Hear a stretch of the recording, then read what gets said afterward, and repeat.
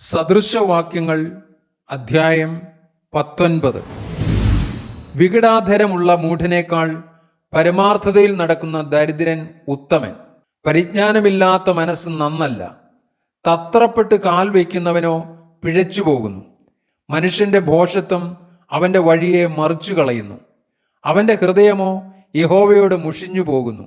സമ്പത്ത് സ്നേഹിതന്മാരെ വർദ്ധിപ്പിക്കുന്നു. എളിയവനോ കൂട്ടുകാരനോട് അകന്നിരിക്കുന്നു. കള്ളസാക്ഷിക്ക് ശിക്ഷ വരാതിരിക്കുകയില്ല. ഭോഷ്ക് നിശ്വസിക്കുന്നവൻ ഒഴിഞ്ഞു പോകുകയുമില്ല. പ്രഭുവിന്റെ പ്രീതി സമ്പാദിപ്പാൻ പലരും നോക്കുന്നു. ദാനം ചെയ്യുന്നവന് ഏവനും സ്നേഹിതൻ. ദരിദ്രന്റെ സഹോദരന്മാരെല്ലാം അവനെ പകയ്ക്കുന്നു. അവന്റെ സ്നേഹിതന്മാർ എത്രയധികം അകന്നു നിൽക്കും. അവൻ വാക്ക് തിരയുമ്പോഴേക്ക് അവരെ കാണുവാനില്ല. ബുദ്ധി സമ്പാദിക്കുന്നവൻ തൻ്റെ പ്രാണനെ സ്നേഹിക്കുന്നു. ബോധം കാത്തുകൊള്ളുന്നവൻ നന്മ പ്രാപിക്കും. കള്ളസാക്ഷിക്ക് ശിക്ഷ വരാതിരിക്കുകയില്ല. ഭോഷ്ക് നിശ്വസിക്കുന്നവൻ നശിച്ചു പോകും. സുഖജീവനം ഭോഷന് യോഗ്യമല്ല. പ്രഭുക്കന്മാരുടെ മേൽ കർത്തൃത്വം നടത്തുന്നതോ ദാസന് എങ്ങനെ? വിവേകബുദ്ധിയാൽ മനുഷ്യന് ദീർഘക്ഷമ വരുന്നു. ലംഘനം ക്ഷമിക്കുന്നത് അവന് ഭൂഷണം. രാജാവിന്റെ ക്രോധം സിംഹഗർജനത്തിന് തുല്യം. അവന്റെ പ്രസാദമോ പുല്ലിന്മേലുള്ള മഞ്ഞുപോലെ. മൂഢനായ മകൻ അപ്പന് നിർഭാഗ്യം. ഭാര്യയുടെ കലമ്പൽ തീരാത്ത ചോർച്ച പോലെ. ഭവനവും സമ്പത്തും പിതാക്കന്മാർ വെച്ചേക്കുന്ന അവകാശം. ബുദ്ധിയുള്ള ഭാര്യയോ യഹോവയുടെ ദാനം. മടി ഗാഢനിദ്രയിൽ വീഴിക്കുന്നു. അലസ ചിത്തൻ പട്ടിണി കിടക്കും. കൽപ്പന പ്രമാണിക്കുന്നവൻ പ്രാണനെ കാക്കുന്നു. നടപ്പ് സൂക്ഷിക്കാത്തവനോ മരണശിക്ഷ അനുഭവിക്കും. എളിയവനോട് കൃപ കാട്ടുന്നവൻ യഹോവയ്ക്ക് വായ്പ കൊടുക്കുന്നു.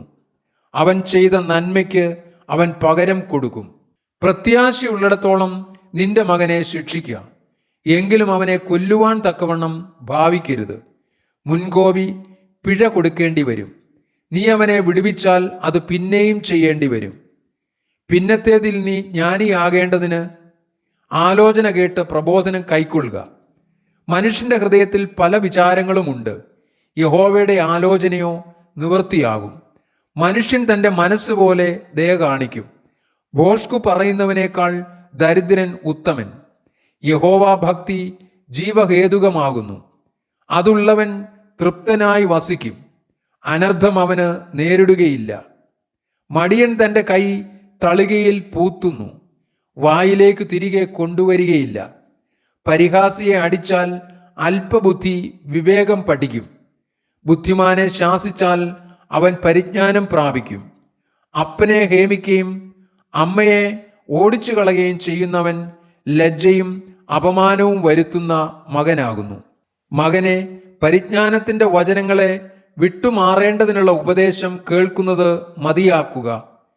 നിസ്സാര സാക്ഷി ന്യായത്തെ പരിഹസിക്കുന്നു. ദുഷ്ടന്മാരുടെ വായ് അകൃത്യത്തെ വിഴുങ്ങുന്നു. പരിഹാസികൾക്കായി ശിക്ഷാവിധിയും മൂഢന്മാരുടെ മുതുകിന് തല്ലും ഒരുങ്ങിയിരിക്കുന്നു.